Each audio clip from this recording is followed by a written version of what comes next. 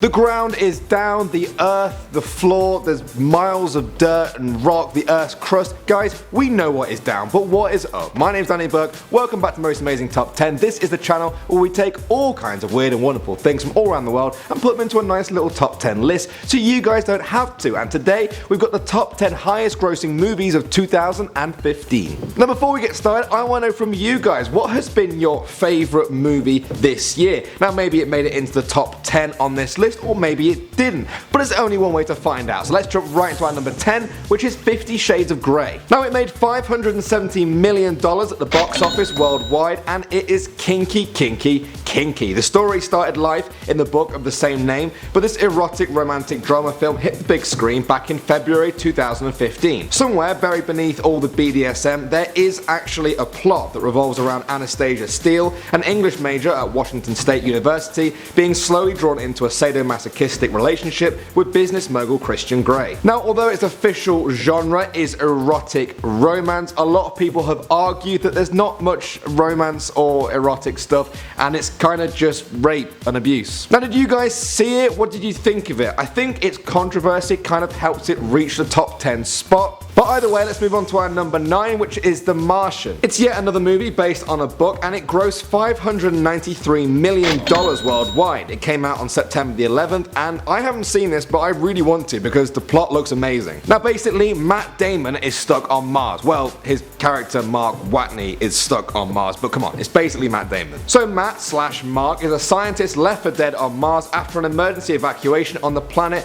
but he doesn't roll over and die. He has to figure out how to survive. Guys, I haven't actually seen this movie, and as I was researching it, I was like, yeah, I have to watch this, so I'm probably gonna watch it tonight. What do you guys think? Is it worth it? Alright, so our number 8 is part 2 of a sequel. It's The Hunger Games Mockingjay Part 2. Pulling in a cool $596 million worldwide, this movie was the final part in the Hunger Games saga based on the Hunger Games books, and featured the usual cast of Jennifer Lawrence, Josh Hutcherson, Liam Hemsworth, Woody Harrelson, and most notably Philip Seymour Hoffman in his last ever film role before his death last year. It wraps up the story of Katniss Everdeen and her war against President Snow and his seat of evil in the Capitol. Although it grossed the lowest amount compared to the other Hunger Games movies, critics generally praised it for its acting, cinematography, and epic action scenes. A lot of people weren't happy about how they split the last film into 2 parts, but I guess that's just kind of what Hollywood does. Do you think it needs to be split into 2 parts, or do you think this is just Hollywood trying to make more money? I'll let you figure that one out as we move on to our number 7, which is Mission Impossible Rogue Nation. It wouldn't be a Mission Impossible movie without Tom Cruise, aka Ethan Hunt, getting into some sort of crazy mischief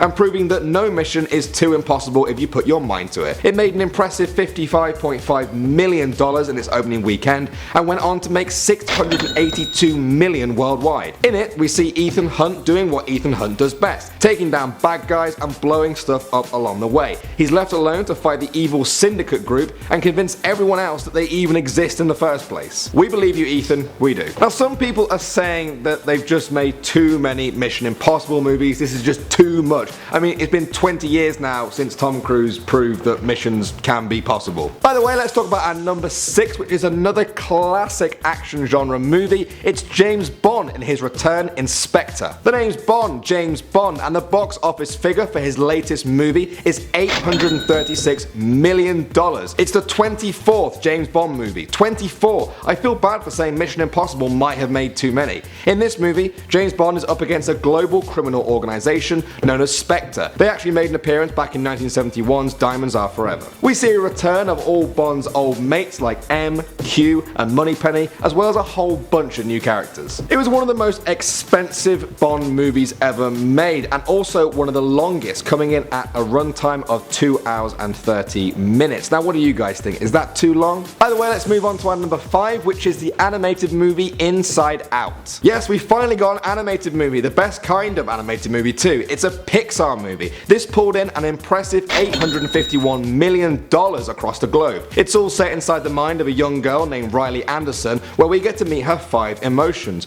joy, sadness, fear, anger, and disgust, who try and steer her through life as she adjusts to a new family home in San Francisco. The movie was inspired when Peter Docter, one of the co-writers of the movie, noticed that his teenage daughter's mood was changing as she got older. So next time your parents say nothing good ever came from your mood swings, tell them the 5th biggest movie of this year did. Not right now though, because we're jumping into our number 4, which is Minions. You wait ages for a top 10 animated movie and then 2 come along at once. So yeah, unless you've been living under a rock this year, you should know who these guys are. This movie is a spin-off from their appearance as a fan favourite in Despicable Me and smashed the box office with an incredible $1.157 billion made worldwide. It follows the journey of the Minions, Kevin, Stuart and Bob, as they seek out a new master for their restless army of minions living in a cave in Antarctica. Their journey takes them absolutely everywhere. No, I mean everywhere. I mean, when this movie came out, I saw them on toys, I saw them on walls. They're literally...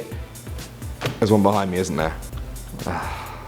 Okay, I'm going to try and escape them by moving on to our number 3, which is the Avengers Age of Ultron. We all know that superhero movies have been smashing box office records in recent years, so it makes sense that a movie with loads of superheroes in, like Age of Ultron, would do as well as they do. This one made a whopping $1.4 billion worldwide. It's the sequel to 2012's The Avengers and follows the team as they work together to fight Ultron, an evil AI that won't stop until all humans are dead. Who is your favourite Avengers, guys? Me personally, I love the Hulk because he's just basically indestructible. And when he's finished having his little strops and tantrums and he just chills out, he turns back into Bruce Banner, who's like a really clever scientist, so win-win. Now maybe superheroes can't be beaten, but superhero movies definitely can. And they were beaten by our number 2, which is the Furious 7. Also known as Fast 7 or Fast and Furious 7, the latest movie in the Fast and Furious franchise raked in an astonishing $1.515 billion worldwide, which not only put it at number 2 this year, but number 5 of all time.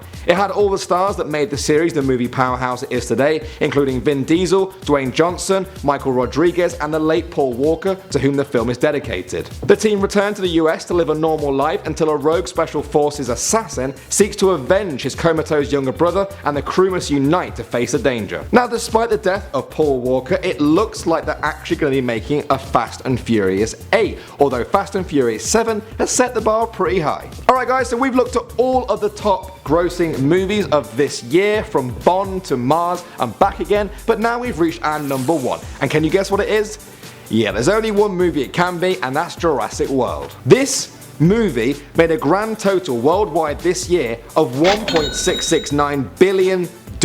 It's not just been huge this year either, it is now the 3rd highest grossing movie of all time, behind Avatar and Titanic. It totally eclipsed 1993's Jurassic Park. Like that movie though, Jurassic World was set on the island of Isla Nublar, where a fully operational dinosaur theme park has been running for a decade. But it wouldn't be a good old dinosaur theme park if something didn't go terribly wrong. A genetically modified dinosaur, Indominus Rex, goes on a destructive rampage across the island, and it's up to Chris Pratt as Owen Grady and Bryce Holland as Claire Dearing to stop the dinosaur in its tracks. It was released on June the 10th in over 60 countries, and it received a lot of positive review from the film critics. Now I know what you guys are thinking, where's Star Wars? Well, at the time of filming, it did make it into the top 10 in the US movies for this year, but not the top 10 worldwide. It's currently sitting at number 12 worldwide with $529 million to its name. But that can obviously change. Even as I was researching all the information for this very video,